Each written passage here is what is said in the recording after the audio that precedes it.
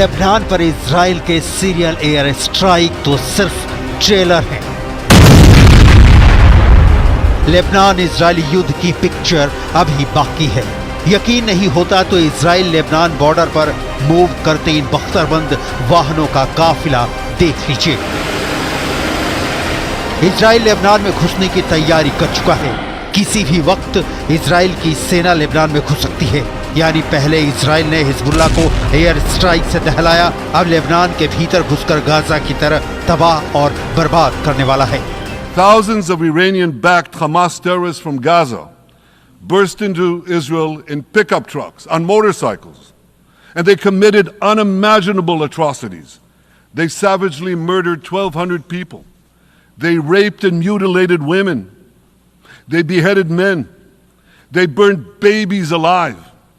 They burnt entire families alive. Babies, children, parents, grandparents, in scenes reminiscent of the Nazi Holocaust. Hamas kidnapped 251 people from dozens of different countries, dragging them into the dungeons of Gaza. Israel has brought home 154 of these hostages, including 117 who returned alive. Israel की planning है कि वो Lebanon के भीतर घुसकर Hezbollah के ठिकानों पर हमला बोलेगा। इजरायली फौज लेबनान के किस इलाके में सबसे पहले एंट्री की तैयारी कर रही है? इजरायली फौज लेबनान में किन हथियारों से विध्वंस करने की तैयारी कर रही है?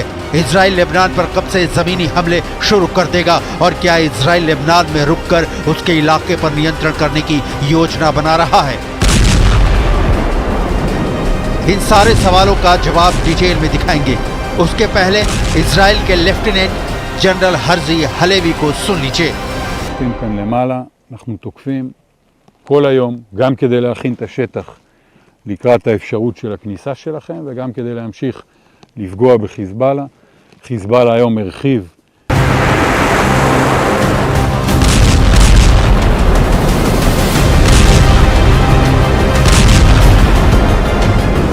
लेबनान में ग्राउंड अटैक करने का इजराइल का प्लान तब सामने आया है जब हिजबुल्लाह ने कहा कि उसने तेल अवीव के बाहरी इलाके में इजराइल की मोसाद जासूसी एजेंसी के मुख्यालय को निशाना बनाया है। गाजा पर इजराइल के हमले के करीब साल भर में यह पहला ऐसा वाकया है जब उसने कोई बैलिस्टिक मिसाइल दागी है और अब अपने घातक टैंक का मुंह लेबनान की ओर मोड़ दिया है। यह वो टैंक है जिसके बारे में कहा जाता है कि इसका तोड़ पूरी दुनिया के पास नहीं है। इस टैंक में ऐसे मॉडर्न और इंटीग्रेटेड हथियार हैं जिसकी वजह से यह दुश्मन पर भारी पड़ेगा। साथ ही ऑपरेशनल क्षमता और इसका 360 डिग्री एक्टिव डिफेंस सिस्टम इसे काफी ताकतवर बनाता है। मार्कवा टैंक को इस मकसद के साथ तैयार किया गया है कि ये क्रू की रक्षा कर सके। यही इसका प्राथमिक लक्ष्य है और बाद में दुश्मन पर हमला करे।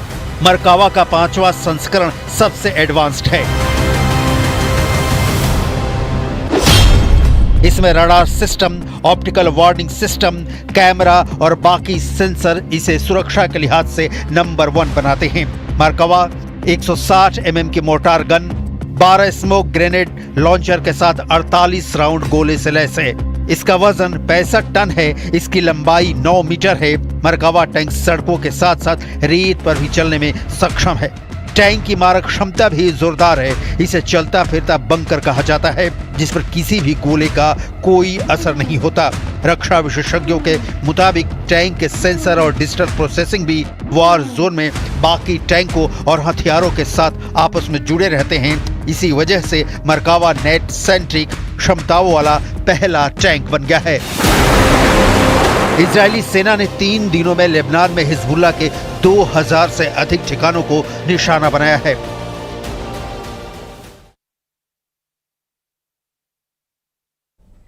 और नेतन्याहू ने नसरल्लाह के खात्मे के लिए जो कसम खाई है वो इजराइल पूरा करके दिखाएगा, क्योंकि मरकावा टैंक्स की पूरी सेना तैनात कर दी गई है। और नेतन्याहू की जो ये कसम है वो बीच चौराहे पर क्यों खाई गई और लाशों का ढेर देख आखिर क्यों रोने लगा नसरुल्लाह, देखिए इस रिपोर्ट में। इजराइल और हिजबुल्लाह लेबनान की सीमा पर तब से लड़ रहे हैं जब गाजा में युद्ध शुरू हुआ। 7 अक्टूबर 2023 से 20 सितंबर 2024 तक इजराइल और लेबनान ने एक दूसरे पर जो हमले किए हैं वो इन दोनों के बीच की शत्रुता की गवाही है। इन 11 महीनों में इजराइल ने लेबनान पर 8,313 हमले किए हैं, जिसमें 752 लेबनानियों की मौत हुई है। वहीं इजराइल के खिलाफ हिजबुल्ला और हूथी विद्रोहियों ने 1,901 हमले किए हैं, जिसमें 33 इजरायलियों की मौत हुई है।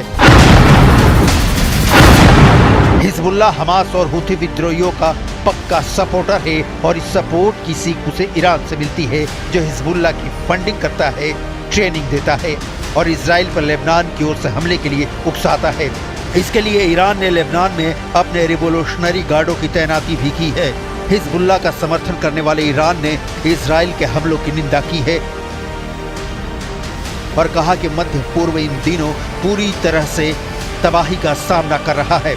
ईरान ने यह भी चेतावनी दी कि अगर इजराइल ने अपना हमला बढ़ाया तो तेहरान हर तरह से लेबनान का समर्थन करेगा। इस बीच इजराइल के पीएम बेन्यामिन नेतन्याहू ने कसम खाई है המדיניות שלנו היא ברורה. אנחנו ממשיכים לעקוד את החיזבאללה בכל הכוח. ואנחנו לא נפסיק עד שנשיג את כל יעדינו, ובראשם החזרת תושבי הצפון בבטחה לבתיהם.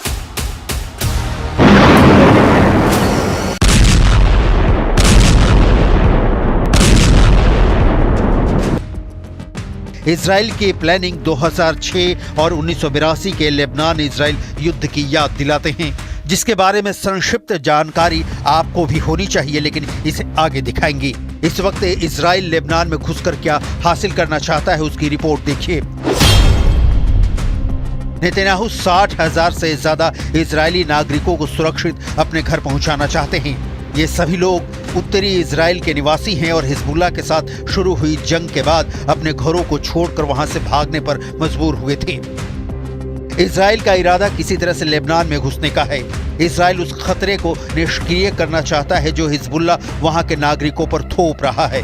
इजरायली सेना के प्रमुख हर्जी हलेवी को सुनिए। את מעגל האש שלו בהמשך היום יקבל מענה חזק מאוד. אתם תתכוננו והיום נמשיך. ואנחנו לא עוצרים, ממשיכים לתקוף וממשיכים לפגוע בהם בכל מקום.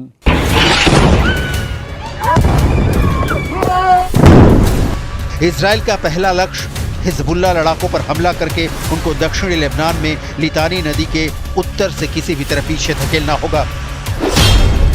इसकी दो वजहें हैं। पहला, इजराइल के कस्बों की ओर दागे जा रहे छोटी दूरी के रॉकेट्स को रोकना और दूसरा 7 अक्टूबर को उत्तरी इजराइल पर किए गए हमले जैसी घटना की आशंका को खत्म करना।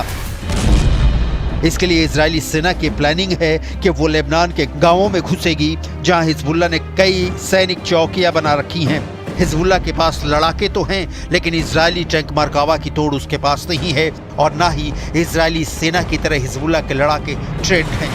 लिहाजा इजराइल लेबनान में घुसता है तो लेबनान का दूसरा गाजा बनना तय है। इसे रोकने के लिए कई देशों ने एक संयुक्त बयान जारी किया है, जिसमें अमेरिका, फ्रांस, जर्मनी, सऊदी अरब, कतर, संयुक्त अरब अमीरात जैसे देशों ने इजराइल लेबनान सीमा पर तत्काल 21 दिन के युद्ध विराम की अपील की है। भारत ने एक एडवाइजरी जारी कर भारतीयों से अगली सूचना तक लेबनान की यात्रा नहीं करने का आग्रह किया है। अमेरिका के राष्ट्रपति जो बाइडेन ने इजरायली सैनिकों को संभावित जमीनी कार्रवाई के लिए अलर्ट पर रखे जाने के बाद पूर्ण युद्ध की संभावना को लेकर चेतावनी दी है। सवाल है कि क्या इजराइल थमने वाला है?